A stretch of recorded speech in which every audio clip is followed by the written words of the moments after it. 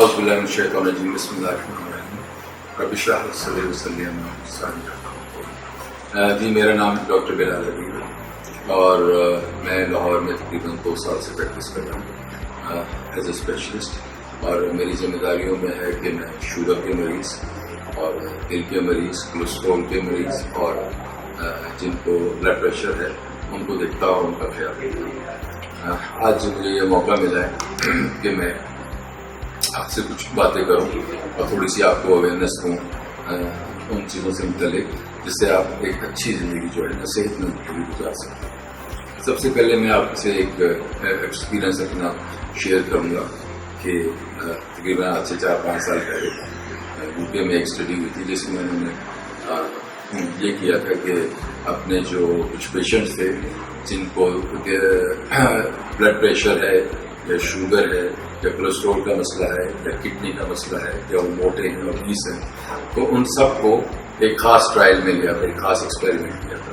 اس experiment میں انہوں نے یہ کیا کہ ان سب کی جو پرابلمس ہیں نا، شوگر کے، بلڈ پریشر کی، کولیسٹرول کے یا ایون وزن کی، ان سب کو بہت اسٹرکٹلی کنٹرول کیا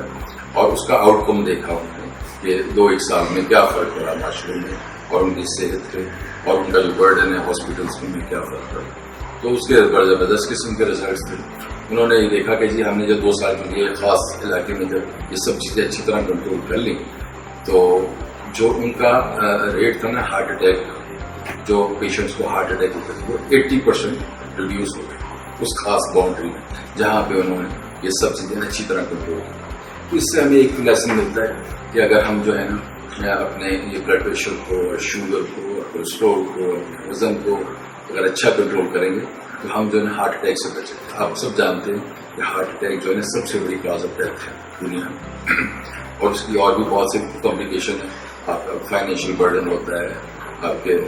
سوشل ایشوز ہوتے ہیں، ان سب چیزوں سے آپ بچ سکتے ہیں اگر آپ اپنی یہ 4-5 چیزیں جو ہے نا جس کو ہم کہتے ہیں کہ رسک فیکٹر ہوتی ہے کارڈیوواسکولر، ان میں سب سے پہلے شوگر ہے، بلڈ پریشر ہے، کولیسٹرول ہے، وزن ہے اور اسموکنگ کو چھوڑنا ہے۔ تو اگر ہم میں سے کسی نے یہ سب چیزیں ہیں، دین میں کوئی ایک چیز ہے تو ہمیں چاہیے کہ ہم ان سب فیکٹرز کو بہت اچھا طرح کنٹرول کریں، جس طرح ہمیں ہمارے ڈاکٹر بتاتے ہیں، جس طرح انہوں نے بتایا ہے کہ آپ یہ دوائیاں لیں، وزن کتنا کنٹرول کریں یا فالو اپس کے لیے جائیں، وہ اس طریقے سے آپ کرتے رہیں تو یہ سب چیزیں جو ہے نا آپ کو ایک اچھی صحت مند زندگی کی طرف لے جائیں گے اور آپ ہارٹ اٹیک سے بچ جائیں۔